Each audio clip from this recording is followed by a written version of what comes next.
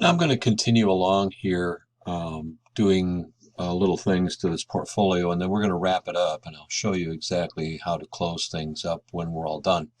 One of the interesting things that you can do, and I think I may have told you this before, but you can work in the areas off on either side of the main document itself when you go to print it. And I'm going to hit W right now, and you'll see that um, things don't show. This area here is the only area that is going to print.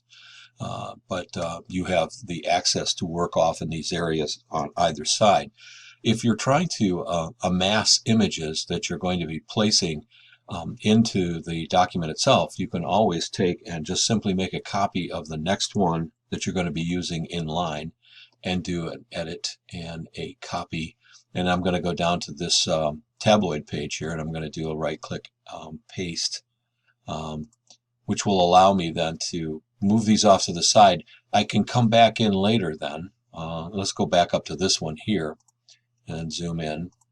And say I've got one sketch here and I want to add another sketch here. What I can do is this is already sized to the size, say that I want, or at least it's a size from which I can intelligently work on this. I'm going to go to File and Place and find yet another sketch off here to the side. So let's say this one here, and put it in place.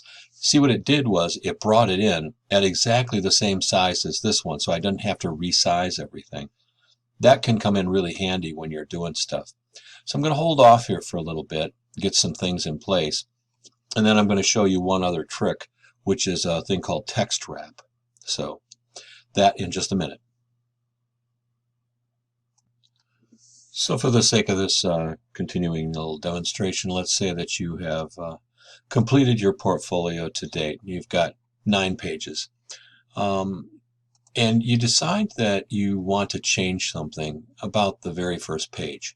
We can go in and look at each of these a little bit more closely, but let's say the first page you ended up with twice as much copy in your bio as you originally anticipated. I'm going to show you a quick way here to do a text wrap around this image right here, and that way we can duplicate and double the amount of copy that goes into that copy block.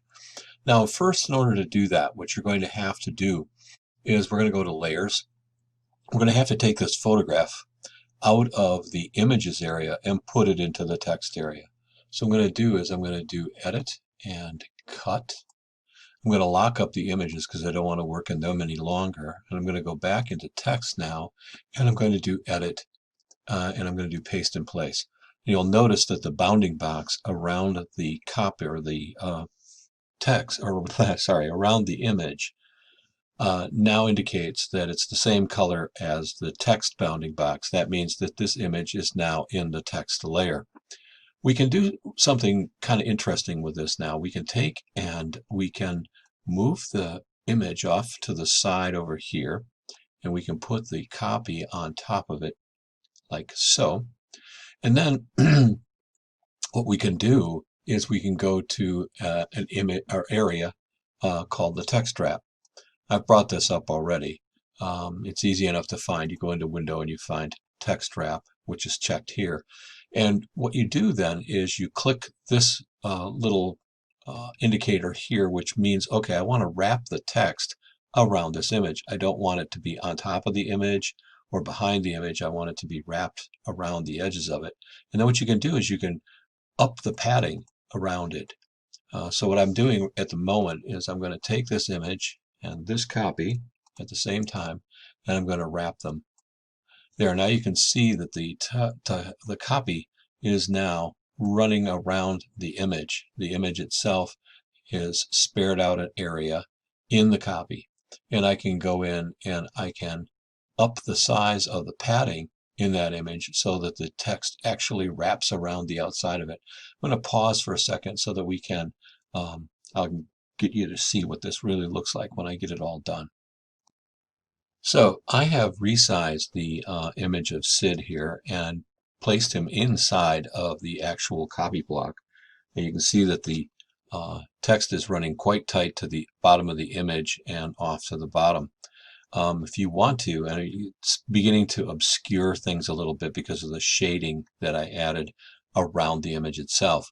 What you can do now is I can begin going to this area right here, and I'm going to undo my link here because I only want to affect things in one area for a moment. I'm going to start, oops, sorry, took that back on. I'm going to start, you can see the padding appearing around the image itself. I go one more up, and I've got this funny widow down here. You have to adjust things, like you can take the image itself all by itself and shove it down in here, and that'll bring this widow line over to where it needs to be. You can then move the whole block together up and down. But as you can see, this begins to make things look a lot better because you've embedded the image into the text blocks itself. So as with anything else, down in these areas here where you have multiple images and things like that, if you want to wrap text around images, that's how you do it.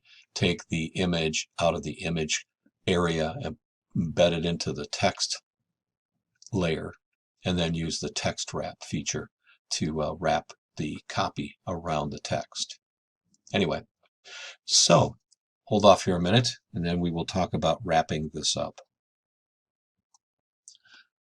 Okay, so we now have our portfolio put together. We're happy with the images and the text where it's located. Now realize here in this example here, I've just put in dummy type most places just to kind of indicate to you how this whole thing might go together.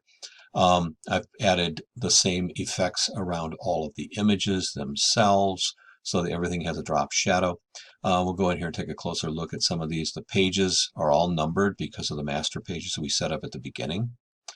And so at this point, we're happy with it. We want to share it with somebody. We want to send it to a would-be employer or somebody else who might want to look at it, a recruiting officer from another school. So what we need to do, as with any of the programs in the Adobe stuff, you can do like a file and then do a save as, which is going to save your document as a, you're going to be saving it as a document in and of itself. So you could say this is going to be my portfolio. So we're going to label that portfolio. Oop. Now portfolio. And locate it somewhere and say, okay, that's saving it as an InDesign document, which is not, you can't share that with just anybody who doesn't have the Adobe suite. In order to save it, you want to be able to put it out as a PDF. In order to do this, what we need to do is we need to go to, you can go to the Adobe PDF presets, or you can go to the export feature. The Adobe PDF presets is a pretty quick way to get there, and I could tell you that the smallest file size is probably the way that you're going to want to go. And I say that because of the fact that you're not going to be printing this, you're going to be sending it to somebody via email. And the smallest file size will ensure that you're able to put it forth in a PDF document that can be sent via email. You can do things like high quality print or press quality. Those were the things that you might do if you were going to have this thing printed out in its final form. And what it does is it saves things with much higher DPI or PPI ratings for your imagery. That's not necessary if you're sending it to somebody via the email, and of course you don't want to do that because it's going to make for a larger file size, which will be less likely to be shared or sent. So let's do the smallest file size, and we're going to put it into the same location. We're going to call it portfolio. Now the thing that you might want to do there is add a date after this, and I'm going to add my today's date, which by the time that this is shown may not be pertinent, but anyway, you'll get the idea. So it's 10/25/20. So that lets you know that when you go in here later on and you have done some more work on your portfolio, and you want to send the latest one, you'll have the one that has the newest date. So I'm going to go save. You'll notice here that it's beginning to show you some things. Now, this is what I was talking about before. In the smallest file size, the compression rate is only 100 to 150 dpi. Your monochrome images will be 300 to 450. That's probably maximum.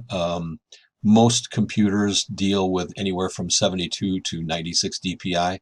So it should make a file that is easily transferable without having to go through something like Google Docs or Dropbox. But you may still need to do that depending on the number of images that you have in your portfolio. So I'm going to go ahead and export that and say OK and OK. And then we're going to go look in that folder for portfolio pages. Open that up here. And if I bring it over and change to large icons, and you can see here's my PDF, and if I click and open it, it's going to open in Adobe Acrobat, and you can see now it looks just the way that we would have looked at it had we just hit the W in InDesign. And you can see all of the marks and boundary boxes and everything are gone. Anyway, so that is probably the easiest way when you're all done to wrap up your portfolio, and it would be the way that I will ask you to submit your portfolio to Canvas. Anyway, so that should handle everything. I will talk to you guys in the next video.